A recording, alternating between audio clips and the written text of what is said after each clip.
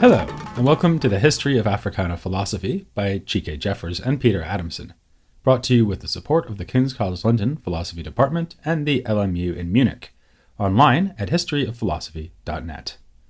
Today's episode, Women Have No Tribe, Gender in African Tradition. If you had to choose, would you rather be a woman living in medieval Europe or a woman in pre-colonial Africa? Your first reaction is probably that you'd quite like to have a third choice, given that neither prospect would involve reliable internet access. But if forced to choose, you might instead realize that you'd like to hear a bit more about both possibilities. There's a big difference between the life of a female Anglo-Saxon peasant and Eleanor of Aquitaine, after all. So what kind of medieval woman would you be? And the same applies to traditional African societies. As always, we need to bear in mind the diversity of those societies and of the people who lived in them. Nor should we assume that the most important fact about any person living in pre-colonial Africa would have been gender.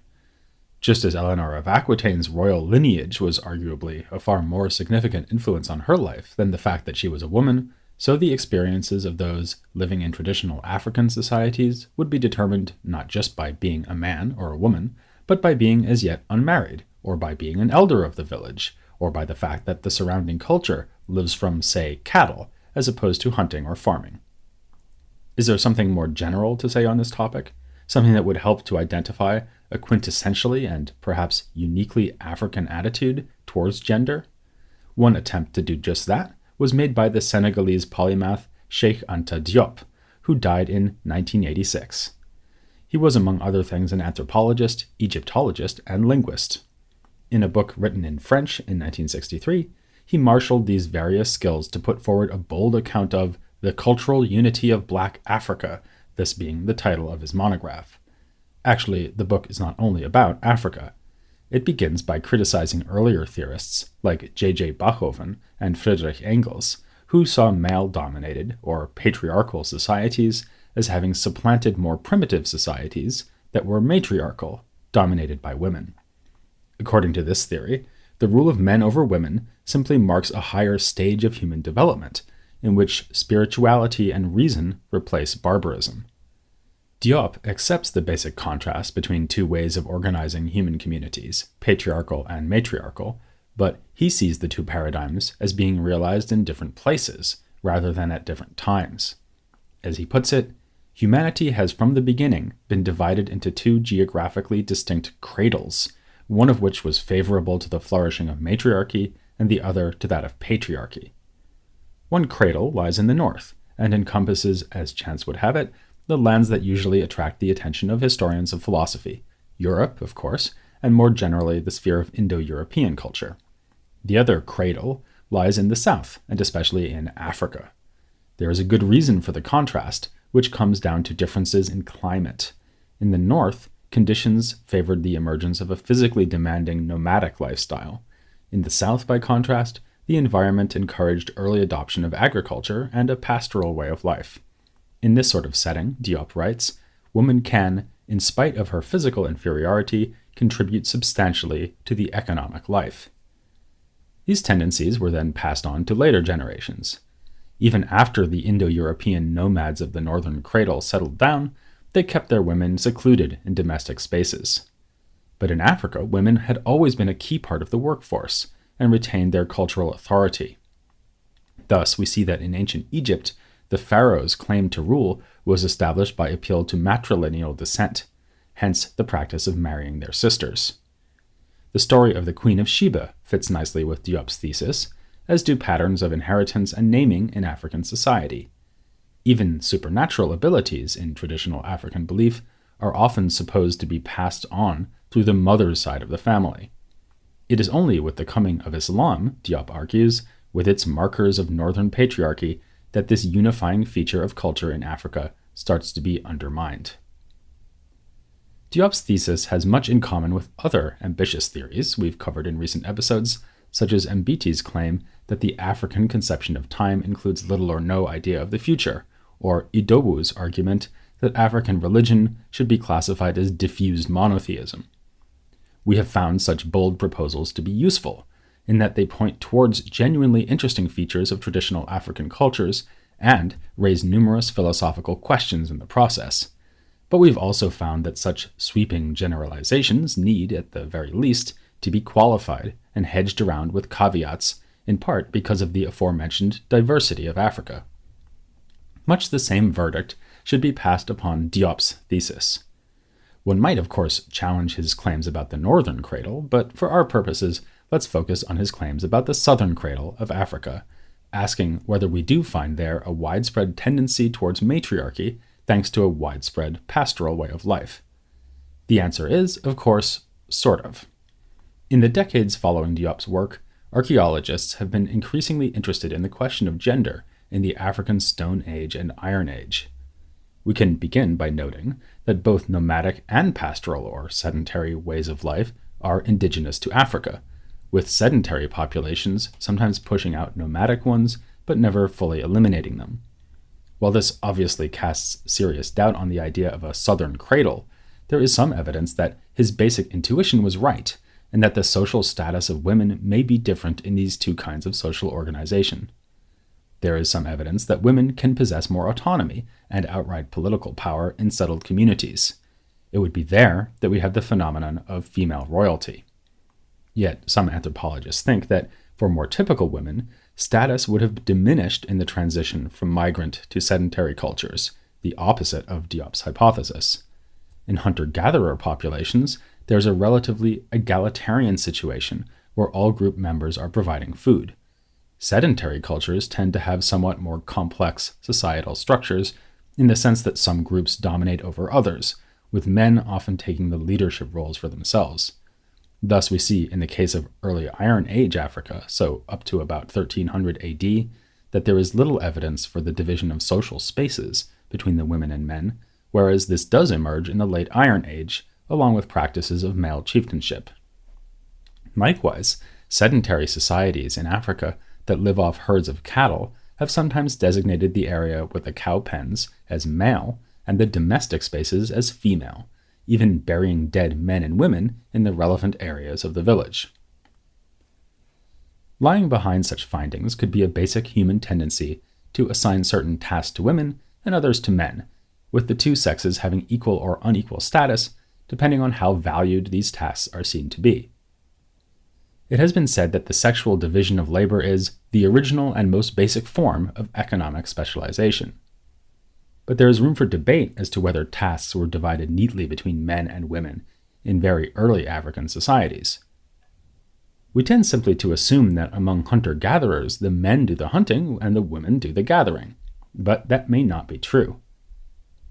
Bringing down big game with spears may have needed participation of as many people as possible, of whichever sex, and anthropologists have observed among some modern-day hunter-gatherers that women are involved in the hunting, for instance by chasing animals towards the men who are waiting to pounce with nets. A skeptic might respond to this that such recent evidence is not obviously applicable to peoples of the distant past. Anthropologist Susan Kent has argued that the fact that modern Bushmen or San behave in a specific way is irrelevant for archaeology except to expose fallacies of overgeneralization. So how are we to decide this question, given that, as one other anthropologist puts it, you can't dig up gender? Actually, there are surprisingly many resources on which to draw, alongside the projection of modern ethnographic data back on to much earlier times. We already mentioned the possibility of finding divided spaces in archaeological dig sites. Here one needs to be cautious to avoid just assuming that, say, the areas with cooking utensils were for women, the areas with weapons for men. Archaeology can also join forces with ethnography. A study of Iron Age sites found ritual objects buried under the smelting pits, which seems to bear out what modern-day anthropologists report about ritual beliefs surrounding traditional African iron-making among the Barongo in Tanzania. They conceptualize iron ore as a maternal stuff that the male smelter works on and shapes, just as the male seed shapes a child in procreation.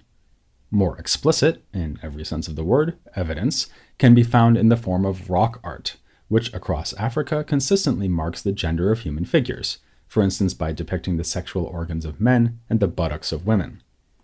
Rock art also bears out, at least to some extent, the hypothesis that tasks were divided between the sexes, as when showing men with bow and arrow and women with digging sticks. Rock art from the Sahara region has been noted to depict women more often than men, raising the tantalizing possibility that women were dominant among the groups that produced the art. How does Diop's thesis fare if we advance forward in history to more recent sedentary societies that retain a traditional way of life? Here we must go back to our opening point that sexual difference is only one kind of difference, and that even a culture that values males above females may well exalt some females above almost everyone.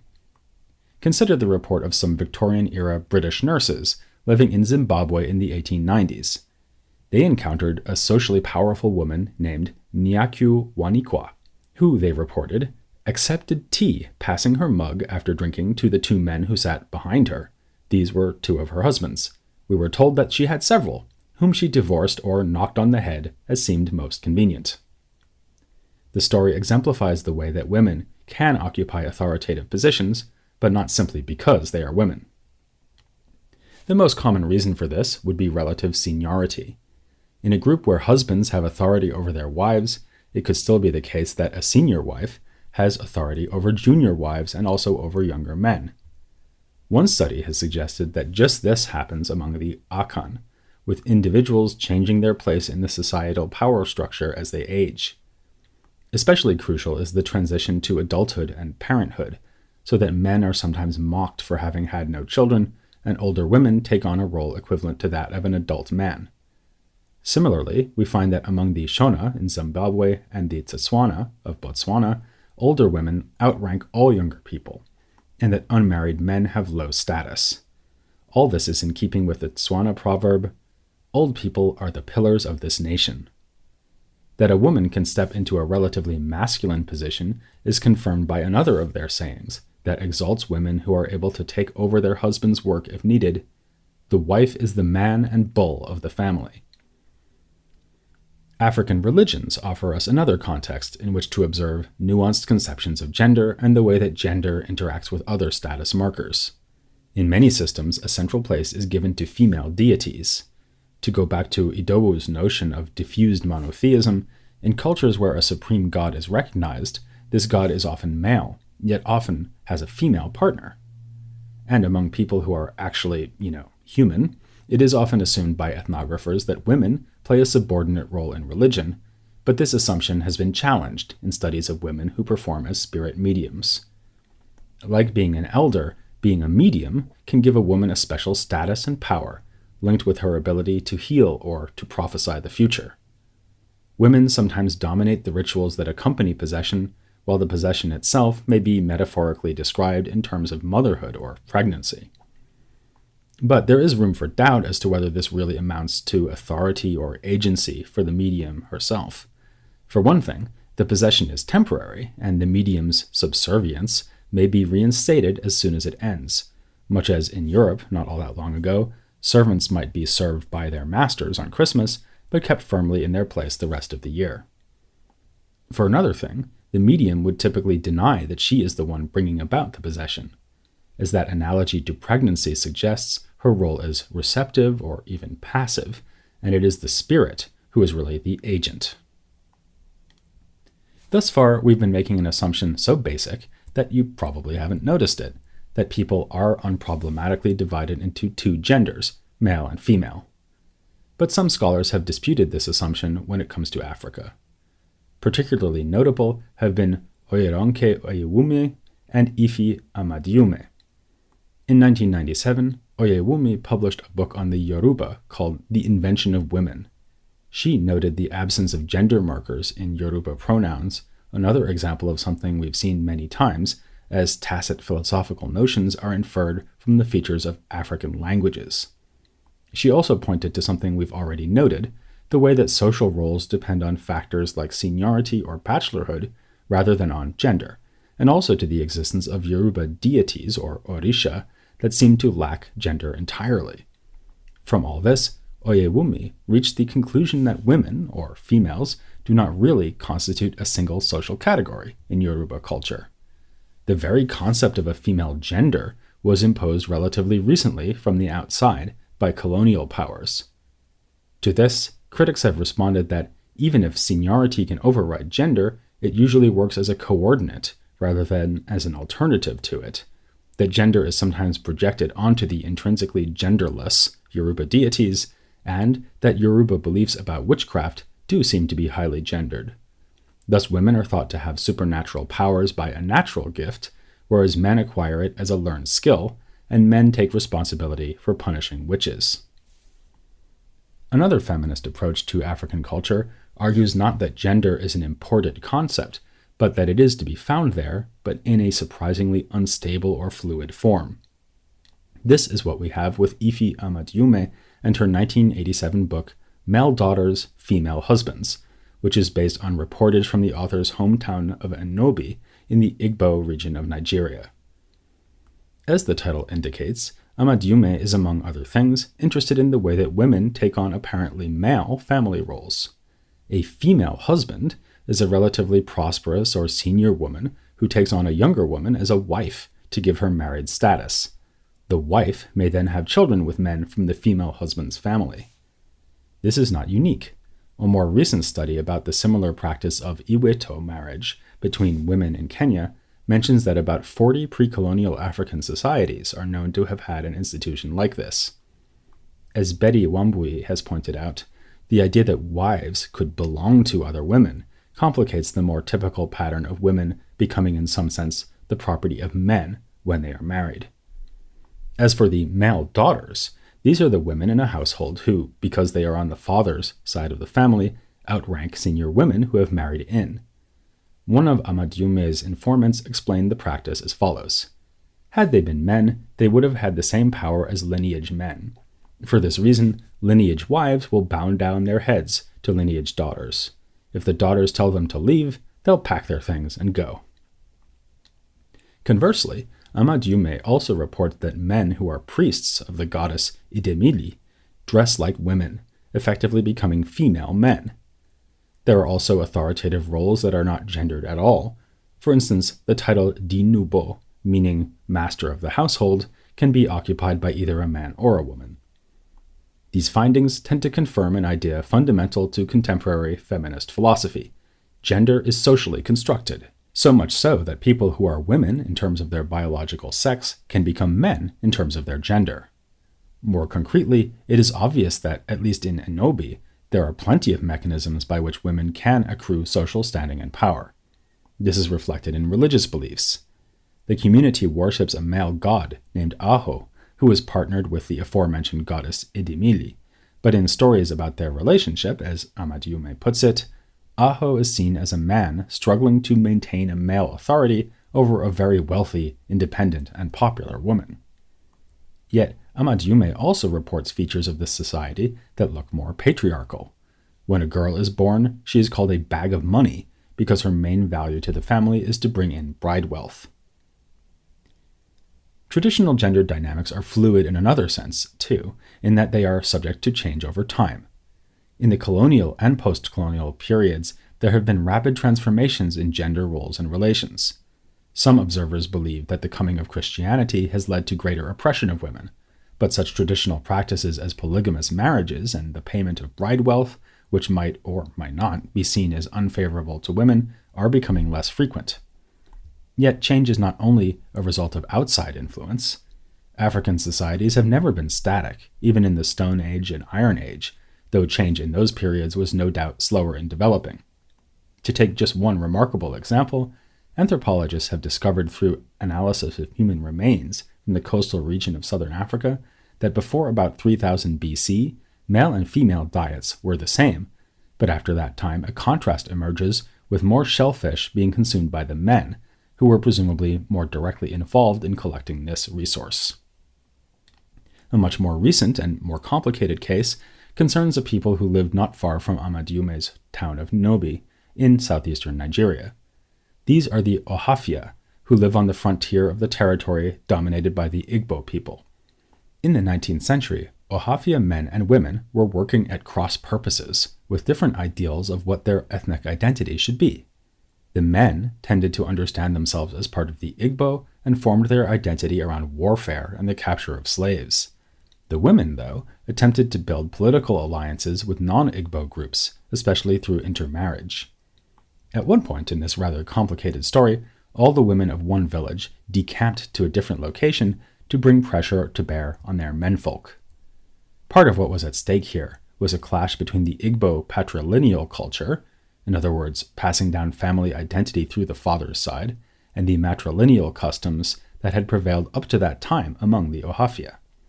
Those customs helped to explain the political power held by the women of the community. In a patrilineal culture, women who marry and leave their family may easily wind up in the position we described before, like guests in another home and potentially subservient to the so-called male daughters. As one adage has it, women have no tribe, meaning that brides risk losing their kin group when they gain a husband. The strife within the Ohafia community displays many of the themes we've raised in this episode: the possibility of change in gender dynamics, the ability of women to exert political and social influence in these traditional societies, and the linking of gender to certain activities or tasks like warfare.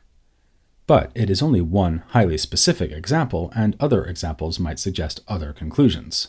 Unlike Diop, we are skeptical as to whether there is one conception of gender that unifies Africa, whether prehistoric, historic, or contemporary.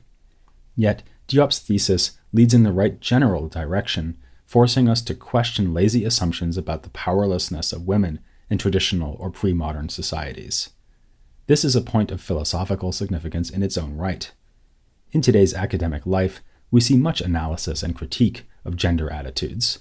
Within these academic debates and in wider society, it is often assumed that traditional and pre-modern human societies have been marked exclusively by patriarchy and clear gender roles, as if the social mores of 1950s suburban America were simply a manifestation of the human condition.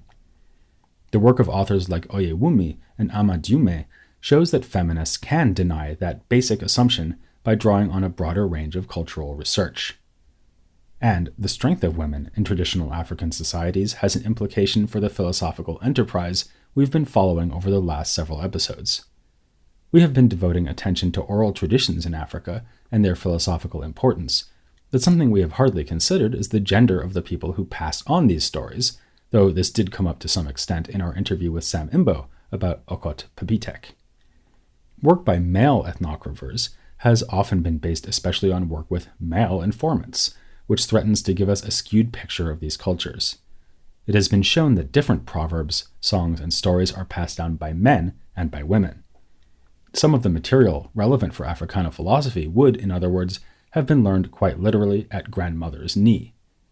We should bear this in mind alongside other possible criticisms of so-called ethno-philosophy, which we'll be looking at soon, and also in considering an alternative paradigm for studying philosophy in traditional African culture called sage philosophy, with the sages in question typically being men. But before we get into that, we'll be meeting a sage who is not a man, and who will give us further insight into the role of gender in African societies, the impact of colonialism on those societies, and even the philosophical importance of African artworks. That's all in our next episode, an interview with Nkiru Nzegwu, here on The History of Africana Philosophy.